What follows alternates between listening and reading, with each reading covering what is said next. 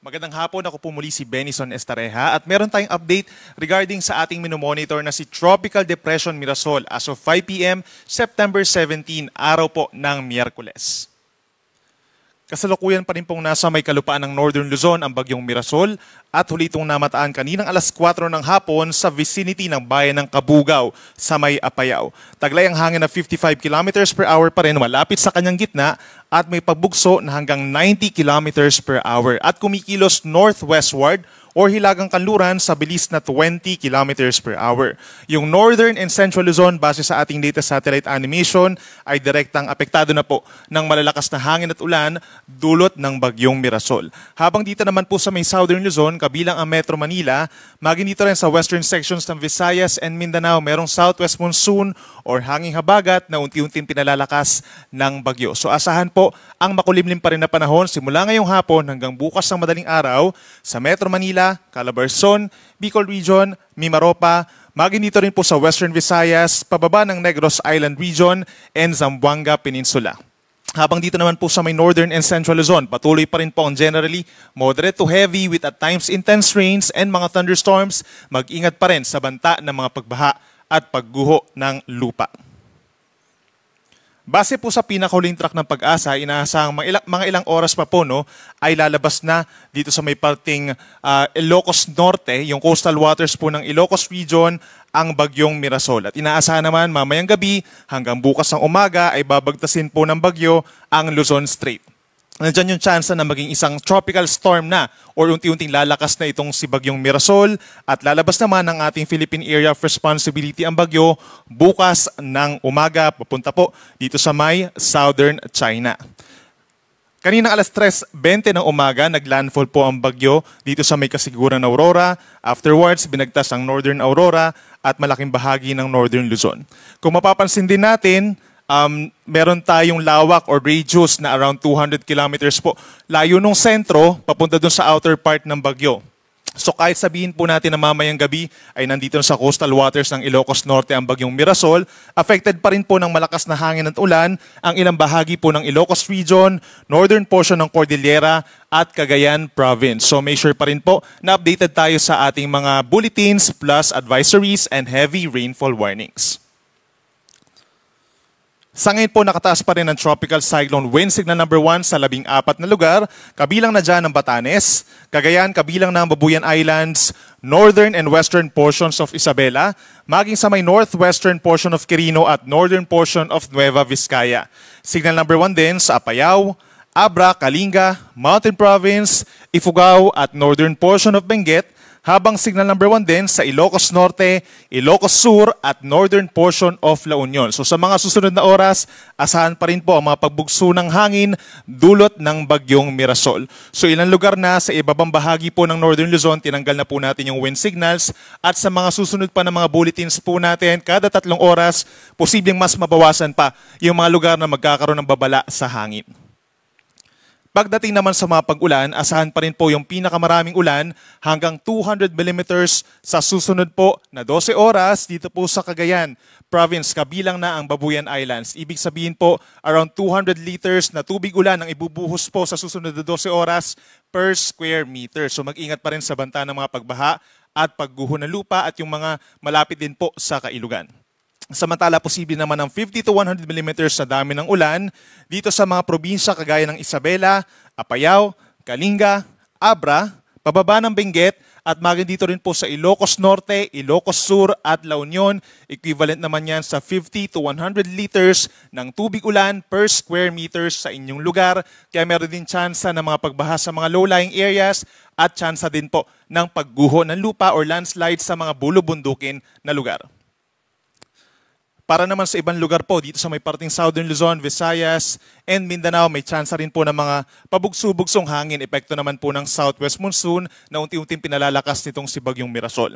Asahan po tonight sa Southern Quezon, meron pa rin mga gustiness, gayon din sa Camarines Norte, Camarines Sur, Mimaropa, Western Visayas, and Negros Occidental.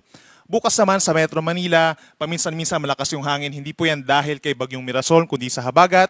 Isabela, Cagayan, Batanes, Ilocos Region, Zambales, Bataan, Cavite, Quezon, Bicol Region, down to Mimaropa and Western Visayas, Habang pagsapit ng Friday sa Ilocos Region, Zambales and Bataan, meron pa rin bugso ng hangin dulot ng habagat. At para naman sa mga maglalayag nating kababayan, inuulit natin kapag meron tayong wind signal number 1, automatically suspended po ang sea travel for all types of sea vessels dahil asahan na dahil malakas ang hangin, posible rin na matataas ang mga pag-alon. Kaya asahan po natin, posibleng umabot sa hanggang 3 metro ang taas ng mga pag-alon dito sa baybayin po ng Cagayan Valley and Ilocos Region hanggang bukas ng umaga. Pagsapit naman sa may Central Luzon down to Mindanao, naglalaro mula kalahating metro hanggang 1.5 meters ang taas ng mga pag-alon at sa paglayo bukas ng bagyong Mirasol, posibleng mabawasan na din yung matataas na alon dito sa may Northern Luzon yung hanggang mga 2 hanggang 2.5 metro ang taas ng alon. At bukod dito kay Bagyong Mirasol, meron pa po tayong minomonitor na isang bagyo na nabuo kaninang umaga. Ito po ay tropical depression malapit na sa ating Philippine boundary sa may silangan ng Southern Luzon, around 1,245 kilometers as of 3 in the afternoon. May tagla ito na hangin na 45 kilometers per hour malapit sa gitna, so bahagyang mas mahina compare dito kay Bagyong Mirasol at may pagbugso hanggang 55 kilometers per hour. At kumikilos naman west-northwest sa bilis na 25 kilometers per hour. Base po sa ating latest satellite animation, kung mapapansin po natin, wala naman direktang epekto pa ang nasabing bagyo sa alinmang panig ng ating bansa at hindi rin po nito pinalalakas sa ngayon ang southwest monsoon. At base naman po sa pinakahuling track ng Pag-asa kaninang umaga, inaasahan na kikilos pahilagang kanluran or northwest ang bagyo. Simula po bukas, the moment na pumasok ito ng ating PAR, papangalanan natin siyang Nando o yung magiging pang-apat na bagyo.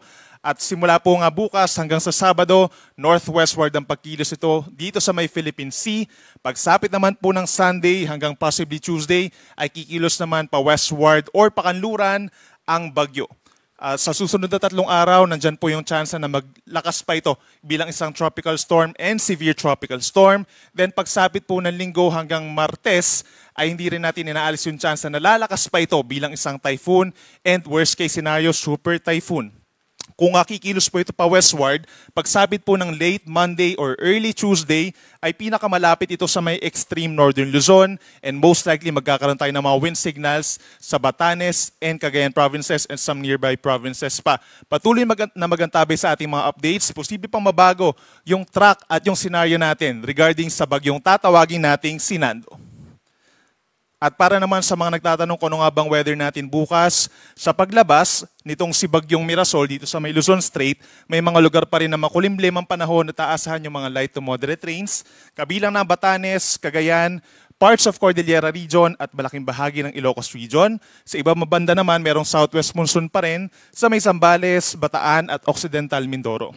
Dito naman po sa Metro Manila at mga nearby areas sa Calabarzon at sa Central Luzon, medyo makulimlim ang panahon simula sa tanghali at magiging maulap na pagsapit po ng hapon hanggang sa gabi at mataas ang chance ng mga thunderstorms. So make sure pa rin na meron dalang payong kung lalabas po ng bahay bukas. Other parts ba dito sa may eastern portion of Luzon, partly cloudy to cloudy skies, madalas maaraw ang kalangitan at may chance lamang ng pulupulong pag-ulan.